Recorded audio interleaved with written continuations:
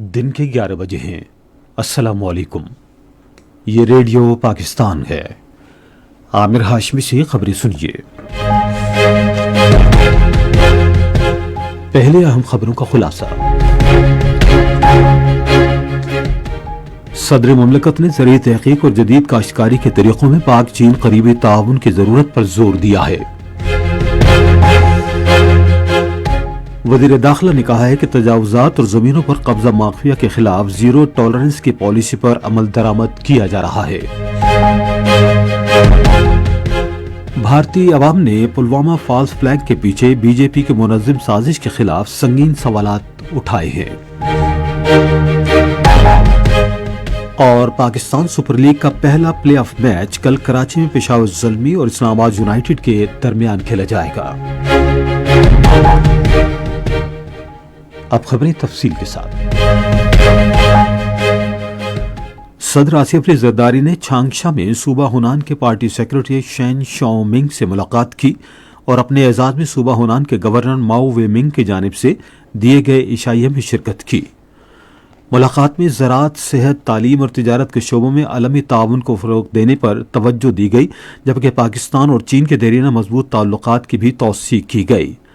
صدر نے اس بات پر زور دیا کہ پاکستان اور چین کے تعلقات پاکستان کی خارجہ پالیسی کا ایک اہم ستون ہے اور انہیں وسیع پیمانے پر حمایت حاصل ہے۔ انہوں نے زرعی ٹیکنالوجی اور آلات کے شعبے میں صوبہ ہونان کی صلاحیتوں کو اجاگر کرتے ہوئے کہا کہ یہ پاکستان کی پیداواری صلاحیت بڑھانے کی کوششوں کے لیے نہایت اہم ہیں۔ بحری امور کے وزیر محمد جنید انوار چودھری نے برآمد کنندگان کی سہولت کے لیے کراچی پورٹ ٹرسٹ کے ٹرمینلز پر سٹوریج چارجز میں 25 سے 50% تک چھوٹ دینے کا اعلان کیا ہے۔ ایک بیان میں انہوں نے کہا کہ بحری اداروں کو زیادہ سہولت کار اور تجارت دوست طرز عمل اپنانے کی ترغیب دی جا رہی ہے تاکہ آپریشنل تاخیر فریقین کے لیے غیر ضروری اخراجات کا سبب نہ بنے۔ جنید چودھری نے آسان آمد و رفت اور بہتر خدمات کی فراہمی کے لیے بندرگاہوں اور ٹرمینلز کے درمیان بہتر رابطہ کاری پر زور دیا۔ اسپیکر قومی اسمبلی سردار ایاز صادق نے پنجاب کی سینئر وزیر مریم اورنگزیب سے لاہور میں ملاقات کی اور صوبے بھر میں ترقیاتی اقدامات پر تبادلہ خیال کیا۔ اسپیکر نے کہا کہ پنجاب کے تمام اضلاع میں برابری کی سطح پر ترقیاتی کام ہو رہے ہیں اور عوام صوبائی حکومت کی ستائش کر رہے ہیں۔ وزیر داخلہ محسن نقوی نے کہا ہے کہ تجاوزات اور قبضہ مافیا کے خلاف زیرو ٹالرنس پالیسی نافذ العمل ہے۔ ان خیالات کا اظہار انہوں نے اسلام آباد میں تجاوزات کے خلاف ایک آپریشن کی نگرانی کرتے ہوئے کیا۔ محسن نقوی نے کہا کہ غیر قانونی تعمیرات اور تجاوزات کو بغیر کسی دباؤ کے مسمار کیا جا رہا ہے۔ انہوں نے کہا کہ اسلام آباد کو اصل حالت میں بحال کرنا اور تجاوزات کا مکمل خاتمہ ترجیح ہے۔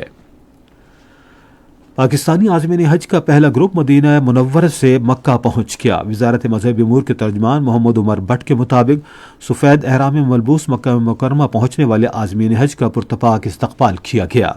اس موقع پر عازمین پر پھولوں کی پتیاں نچھاور کی گئیں، جبکہ آب زمزم، کھجوروں اور کولڈ ڈرنکس سے ان کی تواضع کی گئی۔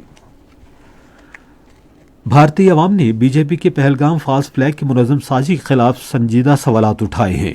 انہوں نے داخلی مسائل سے توجہ ہٹانے کے لیے بی جے پی کے پرانے ہتھ کنڈے کو یکسر مسترد کر دیا۔ بھارتی عوام نے اس واقعے کے لیے نریندر مودی کی حکومت اور سیکیورٹی کی ناکامی کو مرد الزام ٹھہرایا ہے۔ مقبوضہ کشمیر کے عوام اور بھارتی سیاسی جماعتوں نے پہلگام فالس فلیگ ڈرامے کو منصوبہ بندی، سیکیورٹی ناکامی اور سازش قرار دیا ہے۔ بی بی سی نے بھی پہلگام فالس فلیگ ڈرامے پر کئی سوالات اٹھائے ہیں جن کے جوابات نریندر مودی کی حکومت آج تک نہیں دے سکی۔ سعودی وزیر خارجہ شہزادہ فیصل بن فرحان اور ان کے ایرانی ہم منصب عباس عراقچی نے ٹیلی فون پر علاقائی صورتحال اور کشید میں کمی لانے کی کوششوں پر تبادلہ خیال کیا۔ انہوں نے گفتگو کے دوران خطے کی تازہ ترین صورتحال اور تناؤ کم کرنے کے لیے جاری سفارتی اقدامات پر تبادلہ خیال کیا۔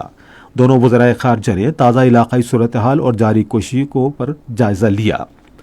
پاکستان سپر لیگ میں پہلا پلے آف میچ کل کراچی میں پشاور زلمی اور اسلام آباد یونائیٹڈ کے درمیان کھیلا جائے گا۔ میچ شام 7 بجے شروع ہوگا۔ اسی کے ساتھ خبریں ختم ہوئی۔ مزید خبروں اور تجزیوں کے لیے ہماری ویب سائٹ پر radio.gov.pk اور فیس بک کے link radio Pakistan news official پر براہ راست ویڈیو اسٹریمنگ بھی ملاحظہ کیجیے۔